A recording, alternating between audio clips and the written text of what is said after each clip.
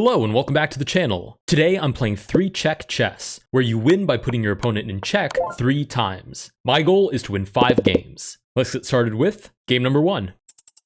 Alright, first time I played this, playing this kind of c3, e3 setup treated me very nicely. For example, right now c3 to stop this immediate check. And it gives you a good balance between developing your pieces, but also kind of keeping your king nice and cocooned. And that's a nice way of saying that the London system is the perfect opening for any variant you play. That's a joke, obviously, but to be fair, it actually has treated me very nicely. I'm going to play bishop to g5 to tie down the knight. h6 boots the bishop right away. I'm just going to push it back. If we get g5, that would be pretty aggressive. Oh, and we do get g5. Interesting. We'll move the bishop all the way back. It seems like a little bit of an early overcommitment, though. We get g4. My opponent's going to have to be able to justify this very well. We'll play knight to e5. Ooh, sacrifice on d4. I can't imagine that's justifiable, though. I'm going to go ahead and take back with the queen, and I'd be very curious to see how my opponent justifies this. I assume the idea was that I would take back with the pawn. Oh, and we get that resignation. Holy smokes. Okay, so much happened there in like a very short amount of time. First of all, with that, we win game number 1. Secondly, what I was going to say is that I'm assuming the idea was that I would take, my opponent would get check number 1, I would have to block it, obviously, then check number 2, and then it's really not that far off to get one more check, even though you've sacrificed a piece at that point. Unfortunately, it seems my opponent overlooked that the queen could take back. It's free material, and it gives no extra check. So, let's move on to game number 2. All right, game number 2, we get the white pieces this time. We'll go ahead and start with d4 once more. d4 once more, it rhymes. We get knight to c6. I'll play c3 right away, kind of just anticipating e6 with this threat. And now that I've played c3, I'll go ahead and develop normally. Okay, d6 is kind of interesting. I probably should have thought about that for a moment. e5, takes, and then I get that first check, so it doesn't actually benefit my opponent. Knight to f6, sure, this is just a normal chess game, basically. Both of our kings are relatively well defended. Bishop to g4 pins the knight. Go ahead and defend the knight with my other knight. Queen to d7. My opponent might be setting up to castle long here, which is a little bit scary. It gives me a lot of easy opportunities to just go straight for the king. Okay, and we'll do exactly that. I probably won't even bother castling if I can get away with it. And I've just realized I played this way too quickly because there's e5. On the bright side, I'm doing better about my time. I'm not in time scrambles anymore, but the downside is I'm missing easy stuff, so I should probably slow down. e5 here, yeah, is exactly what my opponent plays. And the problem is bishop g3, e4. I guess I could sacrifice, and I'm probably still in the game because this is 3-check and basically anything can happen, but it's not ideal. So I will move the bishop back. Okay, we do get e4, which threatens to win the knight. Let's play bishop to b5, pin my opponent's knight. If we get a6, we can maybe play b4, b5. If we don't get a6 and the pin is left there, then maybe there's knight to c4. We're threatening a check. We're threatening d5, supported by the queen, possibly winning the knight. We do get this capture. We'll take back with the pawn. And with that, we basically full commit, leaving the king in the center. Bishop moves back to h5. Okay, knight to c4, a6. d5 takes. Or even better, well, no, takes is probably best because we're threatening check on the back rank. So let's give that a try. Knight to c4, and we're basically just throwing all of our pieces at our opponent's king. Opponent down to almost a minute. Time shouldn't come into play here, but that depends on how comfortable my opponent is with defense. Bishop to e7 basically ignores everything that's happening, maybe trying to bring the rook to the center. Let's go for d5. Let's do it. Queen to h3. What's the idea here? Check? I take for free. There's no other checks. Okay, I really don't understand what the plan is there, so I'm going to take the knight. Queen to g2, we get check number 1. Oh, and then king to b8, there's no more checks. Interesting. Okay, so what? Rook to f1 here is probably necessary. We'll go ahead and play that. Oh, wait, rook to f1. Bishop takes on f3.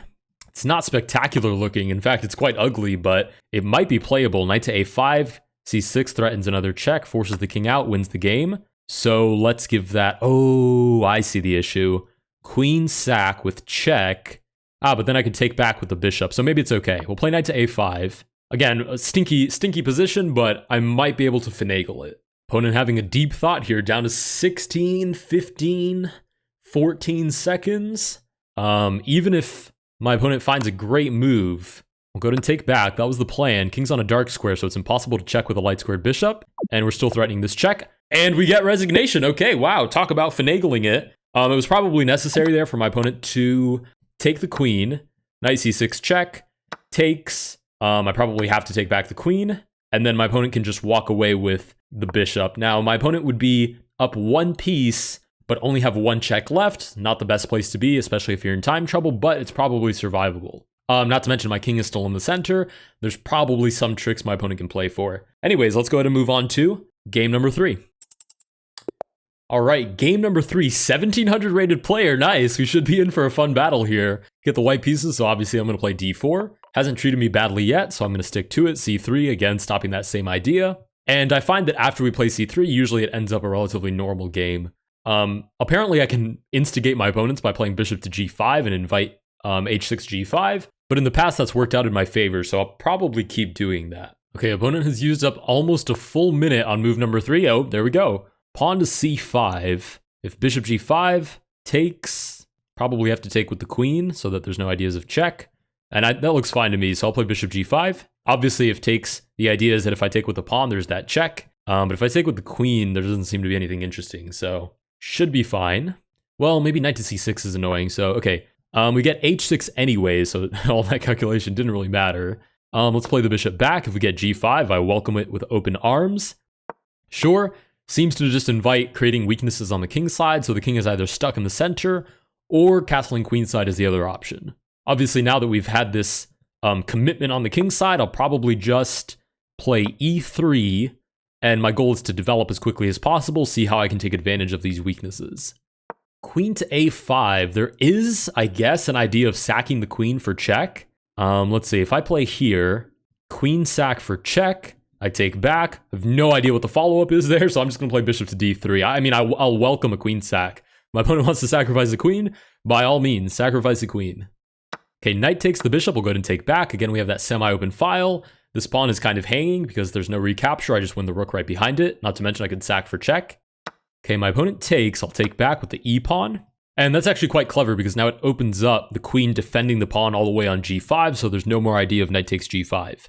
On the other hand, I'm decently well developed, and my opponent only has the queen on the board. Whoa, bishop to b4. Okay, what's the idea there? 1 check, 2 check. I mean, I don't think there's anything for me to be afraid of, to be honest. I might even just take. I take, my opponent takes back. That's check number 1. If I play knight to d2, my opponent could sacrifice for check number 2, but I'm not seeing what there is to be afraid of. Play knight to d2. Obviously, my opponent can take. I'll castle short. And I'm 1 check down, but super ahead in development and up a piece as well. Not to mention the time advantage, so it's going to be a little bit difficult for my opponent to justify this. g4, displacing the knight, I suppose, to take on d4. If I play knight to e5, what happens? Queen takes, I castle, I lose the knight anyways. Okay, you know what? I'm just going to castle, I'll give back the piece, and I'll just be down a check, but I'll be ahead in development, so should be able to justify it. I'm assuming my opponent will take. I'm not sure. Okay, what the calculation is. There we go. My opponent takes. I take back. 40 seconds left on the clock for my opponent. I'm looking for all of these kind of obvious ideas. Check number 1, not to mention threatening a free piece. Nice. Knight to c6 blocks that right away. We'll play d5 if my opponent takes. There's at least 1, maybe 2 checks. Naturally, if my opponent doesn't take, we pick up the knight. Opponent down to 20 seconds. It is 3-2. My opponent does get 2 seconds back for every move. But usually 3 check is not where you want your opponent to have plenty of time to think. Okay, knight to d4. Obviously, the threat is check. I take back, check, and then I lose the game. So I basically have to take this. If my opponent takes with check now, I still have an extra check to my name. Queen takes. I guess let's just take on e6. No matter how my opponent takes, there's a funny check. Not to mention the bishop check opens up the queen. 6 seconds. This should be an easy victory. Nice, we'll take back with the rook. We have only 1 check to our name, but it's virtually impossible for our opponent to give us another check. Nice, we'll play check number 1. And our opponent flags the game. Nice, but that was winning anyways. With that, we win game number 3, and we take home a victory against the 1700, which, hey, I'm pretty happy about that. So let's move on to game number 4. All right, game number 4, white pieces again. No hesitation, d4, e6 with the same threat of bishop to b4. Seems like every opening seems to start with the same sequence of moves. Queen comes out. I mean, if my opponent wants to sacrifice, I'm not going to be the one to stop my opponent. You know what I'm saying? I'm not going to be the one to stop my opponent from sacking the queen. If my opponent wants to sack the queen, I invite my opponent to sacrifice the queen. I will give my opponent the opportunity. I'll play e4. I'll wait to play knight to f3. Nice. We do get the queen sacrifice. Now we just have to play very carefully. Knight to f6 surely is the next move here. And I'll probably just shuffle the king back. Did I say knight to f4? I meant knight to f6. Thinking about moving to the 4th rank. Okay, bishop comes out with the obvious threat of check. So I'll play g3. And now with knight to f6, maybe king to g2. Knight to h5 just hangs the knight. e5, I'll go ahead and take. Oh, wait, why did I take? Oh, my opponent didn't even see it. Holy smokes. Okay, weird things are happening on the board. d6 is what we get, and what I really should be doing is developing my pieces. Ooh, check. Let's throw a check in while we're at it. Let's throw a check in the mix. In fact, let's try to get ahead of our opponent in terms of checks. I mean, there's no way I'm going to lose a queen, so I might as well start giving up some material to get ahead on checks. Oh, my opponent says I love your videos. That's funny. Okay, we do get c6. I'll go ahead and take back with that second check. Knight takes back, and we can probably just play this super aggressively. Let's play queen to a4 with the idea of sacking for that final check. Bishop to d7. Sure, we'll drop the queen back, but we're actually looking for queen to f7. Not to mention queen takes offers a whole bunch of different checks as well. Knight to h6 allows us to deliver that final check, and with that, we win game number 4. Let's go ahead and move on to game number 5.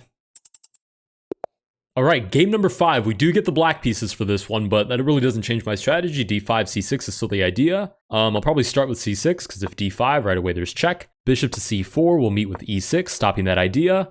Queen to f3, I mean, okay, I can't play d5 because takes opens up the e file for any queen checks. And if I take back with this pawn, then there's bishop b5 check.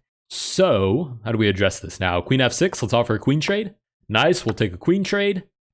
And how do we continue development? If d5 now takes, doesn't really expose our king because there's no queen to hop on that e file. So we're good to play d5 and try to control the center. Bishop back to d3. Seems a little bit passive, but we'll play knight to f6. e5, we'll target that pawn. And pawn to f4. Sure, let's play c5, grab a little bit of space on the center and on the queen side as well. Obviously threatening to trap the bishop now. Bishop to b5 threatens a check, so we'll block it by developing the knight. And I'm happy to play a6, takes. Maybe fianchetto my bishop, push all of these pawns up and out of the way, open up the bishop. And obviously none of that involves any sort of 3-check strategy, but with a closed center and the queen's off the board, there probably won't be a lot of that strategy until we're actually all developed. Okay, d3, let's kick the bishop. My opponent takes to keep the tempo, and also not to trap the bishop back here on b3 with this little combo of moves. And actually, I could probably start looking at c4 here, looking for this check, looking for knight to c5, and then taking with another check. That looks pretty interesting. c4 now just seems to double my pawns, so it might have to wait. Let's develop the bishop first. I say develop as I stare it into a wall of pawns, but like I said, we'll try to find a way to get these out of the way, give this bishop a little bit of scope. Not to mention, we've crossed 1600. That's pretty cool. We are now a 1600 rated 3-check player, okay? Just because we're playing 3-check doesn't mean tactics don't apply, so we're looking for these forks, and that is one step towards opening up this bishop as well. It would be great if my opponent sacrifices for the pawn, because then the knight moves. Oh, wait, what? What is this? Okay, I'm definitely going to take the knight. Bishop has to move back. Right. Let's go ahead and play c4. Takes would open up the bishop. Nice. Pretty strong pawns there just sitting in the center. Knight to a3 seems to hang the rook, so I'll take the rook. And long castle. We'll move back and defend the pawn. Nice, right? Because that's how the bishop moves. We'll move back and defend the pawn. There's ideas of c3 to remove the guard. Not only winning the knight, but getting a check. Moving the king out into the open file, another check, and we can probably win with a rook sack. My opponent says, hi, I know you. Okay, bishop to a5. Doesn't seem to change the plan, so we'll play c3 anyways. Ooh, rook to d2. Check number 1.